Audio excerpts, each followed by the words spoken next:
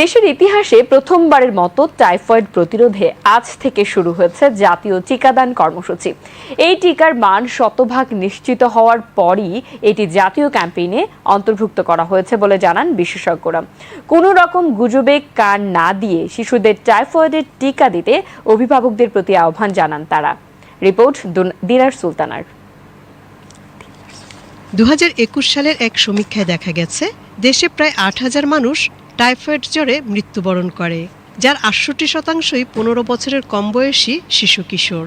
টিকা দিয়ে প্রতিরোধযোগ্য মারাত্মক সংক্রামক রোগগুলোর মধ্যে টাইফয়েড জ্বর অন্যতম। আর তাই দেশে প্রথমবারের মতো মাসব্যাপী শুরু হলো টাইফয়েড টিকার ক্যাম্পেইন।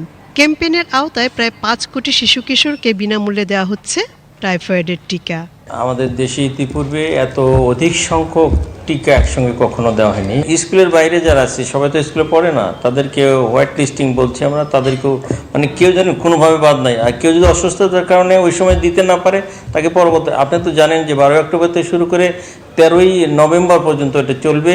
সো এইটা দীর্ঘমেয়াদী সময়ে চলবে। এই জন্য আমরা আশাবাদী যে আমরা প্রায় 100%-এর কাছাকাছি আমরা এটা একটা ফলপ্রসূ টিকাদান কর্মসূচি হিসেবে চিহ্নিত হবে। বিশেষজ্ঞরা বলছেন, বিশ্ব স্বাস্থ্য সংস্থা অনুমোদিত এই টিকা নিরাপদ। নেপাল, পাকিস্তান সহ আরও 8টি দেশে এই টিকা দেয়া হয়েছে। টিকাটির বড় ধরনের পার্শ্ব প্রতিক্রিয়ার কোনো উদাহরণ নেই। এখানে যে টিকাটি ব্যবহার হচ্ছে এটাকে আমরা বলি টাইফয়েড কনজুগেট ভ্যাকসিন। এটার মধ্যে দুটো উপাদান আছে, একটা হচ্ছে পলিস্যাকারাইড আর একটা হচ্ছে প্রোটিন। এটা হচ্ছে টাইফয়েডের রোগের বিরুদ্ধে সবচেয়ে নিরাপদ টিকা এবং এটা সবচেয়ে লেটেস্ট ভ্যাকসিন। WHO এটাকে প্রিকোয়ালিফাই করেছে। এই টিকার কার্যকারিতা 85 থেকে 90 ভাগ। অর্থাৎ যদি 1 ডোজ টিকা শিশু নেয় তাহলে তার শরীরে এই রোগের বিরুদ্ধে যে প্রতিরোধ ব্যবস্থা তৈরি হবে এটা 4 থেকে 5 বছর এটা অব্যাহত থাকবে। আমার অনুরোধ থাকবে সবাই যেন টিকাটা নেয়, কারণ এই ক্যাম্পেইনের পরে কিন্তু এই টিকাটা আর এই বয়সে এরা পাবে না।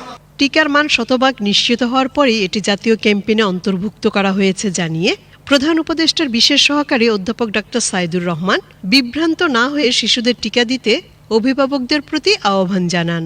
বাংলাদেশ পৃথিবীতে 8ম রাষ্ট্র এবং এটা একটা বিশ্ব স্বাস্থ্য সংস্থা কর্তৃক একটা প্রি কোয়ালিফাইড ভ্যাকসিন। বাংলাদেশ সরকার কখনোই নিরাপত্তা বিষয় নিশ্চিত হওয়ার আগ পর্যন্ত সাধারণ কর্মসূচিতে কোনো ভ্যাকসিন অন্তর্ভুক্ত করে না।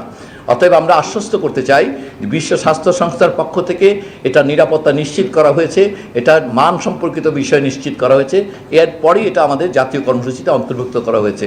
টাইফয়েড সারাতে অ্যান্টিবায়োটিক ব্যবহার করা হয়, ফলে টাইফয়েড কমে এলে দেশে অ্যান্টিবায়োটিকের ব্যবহার কমে আসবে বলে জানান বিশেষজ্ঞরা। দিনার সুলতানা, BTV নিউজ।